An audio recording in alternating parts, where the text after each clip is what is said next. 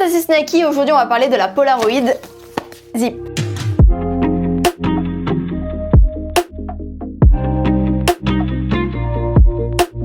La Polaroid Zip est une imprimante Polaroid qui est la base de ProId. ProId, c'est un de mes projets qui se base sur la photo Polaroid et avant ce projet, je pense que je n'aurais jamais acheté quelque chose qui touche à l'environnement Polaroid. Quand même, ça donne une vibe, que c'est joli, ça fait de bons souvenirs, je trouve ça bien trop tendance, c'est assez inutile. Mais maintenant que j'ai rejoint la team Polaroid, j'ai plusieurs questions qui me sont venues en tête avant d'acheter quoi que ce soit. Déjà, quoi acheter? Un appareil classique, une imprimante, ou est-ce que la qualité est meilleure, sachant qu'une imprimante vaut plus cher? Donc premièrement, pourquoi le choix d'une imprimante? Simplement parce que si j'avais un appareil photo, je l'oublierais constamment et je l'aurais jamais sur moi. Avec la Zip, j'imprime des photos prises depuis mon iPhone et mon iPhone, je l'ai toujours sur moi. Et aussi parce que quand je vais pour imprimer des photos, je traverse ma galerie photo du mois et je me dis ok, est-ce que telle photo est reliée à ce souvenir dont j'ai envie de me souvenir, et je fais une sélection des photos que j'ai envie d'imprimer. Avec un appareil photo, si j'avais imprimé une photo qui n'était pas forcément reliée à un souvenir important, je l'aurais sûrement déjà mis dans ProId parce que je me serais dit ok, bah maintenant que la photo elle a imprimé, bah autant ne pas l'acheter ou ne pas la garder dans un placard, elle a été faite pour ProId donc vaut mieux la mettre dans ProId. Mais le truc c'est que ProId c'est vraiment les souvenirs importants dont j'ai envie de me rappeler,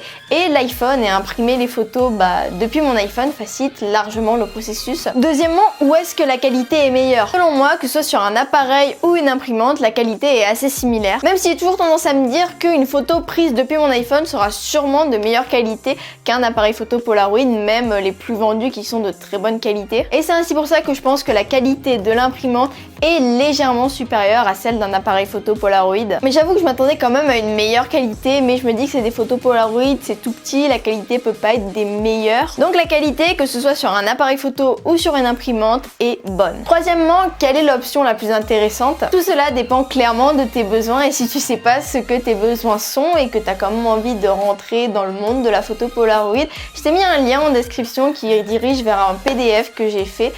C'est pas ouf, mais j'espère que ça t'aidera. Personnellement, mes besoins étaient la sélection de souvenirs qui passe par imprimer des photos que je trouve dignes d'être dans ProId, de pas trop gaspiller de papier en imprimant des tonnes de photos inutiles dont je me servirais peut-être pas, et enfin toujours avoir la possibilité de prendre une photo et de marquer un souvenir. La solution pour moi était évidente, l'imprimante couvre tous mes besoins pour ProId. Si tu veux créer ton propre ProId mais que t'as pas forcément envie de mettre de l'argent dans du matos comme moi j'ai fait dans une Zip, tu peux évidemment imprimer les photos de manière classique avec une imprimante, je pense qu'on en a tous une chez nous, qui aurait coûté d'ailleurs moins cher. Il doit sûrement aussi exister des apps qui te permettent de faire ça numériquement et ça peut être bien plus simple. Malgré mon amour pour la tech, j'aime toujours avoir quelque chose de physique que je peux toucher, que je peux feuilleter. C'est pour ça que je n'ai pas fait ce projet numériquement. Mais voilà, ce sera tout pour mon avis sur la Zip et comment elle m'aide à faire ProId. Si tu me connaissais pas encore, je t'invite à aller voir ma chaîne pour voir un peu ce que je fais. Si tu me connais déjà, tu connais sûrement la fin. Je te remercie d'avoir visionné cette vidéo jusqu'à la fin. J'espère qu'elle t'a plu. C'était Snacky et n'oublie pas, stay yourself.